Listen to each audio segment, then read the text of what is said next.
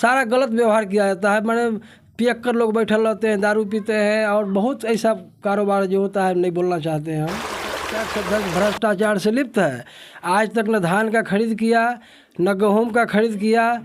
किसान मजबूर होकर के जो है से कम रेट में जो है से मार्केट में सामान बेचते हैं। पंचायत के प्रत्येक जनता को दीपावली और छठ के शुभ अवसर पर हार्दिक शुभकामनाएं देते हैं, जो हमारे पंचायत में शांतिपूर्वक दीपावली का मनाया जाए।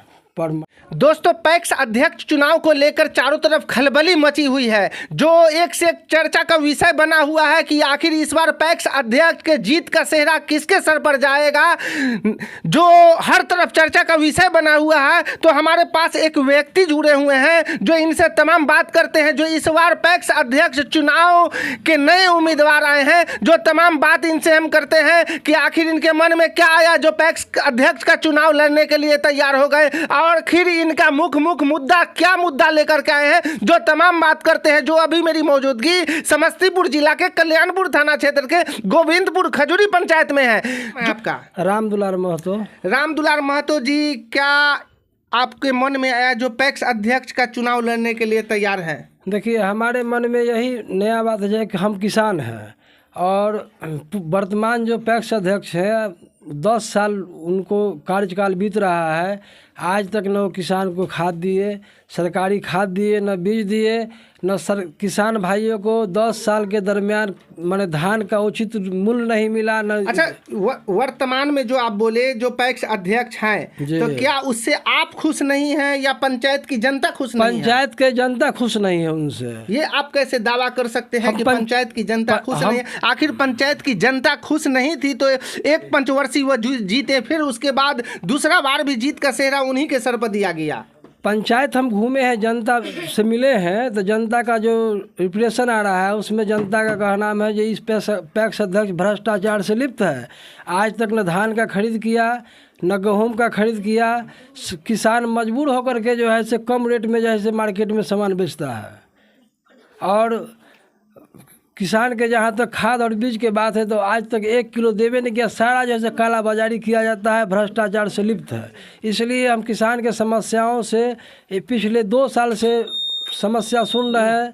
हम किसान भाइयों को आश्वस्त किए कि अगर हम पैक्स चुनाव में आते हैं, पैक्स चुनाव जीतते हैं, तो हम आपसे वादा करता हूं जो किसान के द्वारा सरकार के द्वारा जो खाद बीज सब्सिडी दर पर दिया जाएगा वो प्रत्येक किसान को हम देंगे, और प्रत्येक किसान से धान का खरीद उचित मूल्य पर किया जाएगा और गेहूं का भी खरीद किया जाएगा। वर्तमान पैक्स अध्यक्ष जो है तो दूसरा पंचवर्षीय में तो आप ही लोग ने उनको वोट दे करके जिताए। क्या उम्मीद पे जिताए थे? दूसरा पंचवर्षीय में हम ये उम्मीद करके जिताए जो मतलब अब जो है से कम से कम खाद बीज देंगे। वो भरोसा दिए जो हम खाद बीज अब किसान को देंगे, मगर उस पर पानी फिर गया। लेकिन उन्होंने वादा करके वादा से मुकर गया।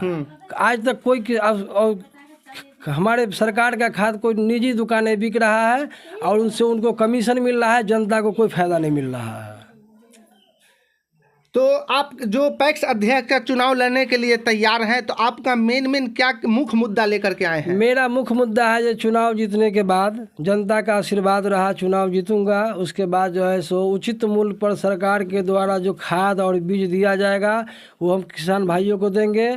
दूसरी बात, जो अभी वर्तमान में प्रत्येक किसान के यहाँ 10 कुंटल 20 कुंटल 50 कुंटल धान जो उपजा है उस सरकार के द्वारा जो उचित मूल्य दिया जाएगा उसको उचित मूल्य पर हम किसान के धान खरीद करके सरकार को देंगे और अधिक से अधिक मुनाफा किसान भाइयों को होगा। धान खरीद के देंगे तो वर्तमान में जो आपको पैक्स अध्यक्ष है क्या वो धान नहीं खरीदते हैं? नहीं, तो गोदाम तो बना हुआ है, बहुत गोदाम बना हुआ है, वहाँ दारू लोग पीता है, वहाँ भैंसी चढ़ता है, वहाँ जो है अवैध कारोबार होता है गोदाम पर।